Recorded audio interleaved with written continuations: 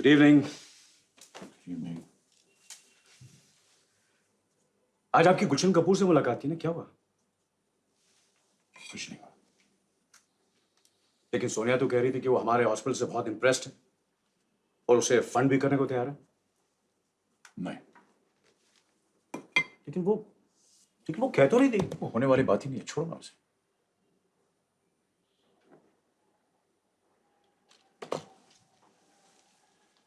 बाबा, आपकी आवाज में मायूसी मैंने पहले कभी नहीं सुनी। नहीं, ऐसी बात नहीं है। बस कभी कभी थक जाता हूँ।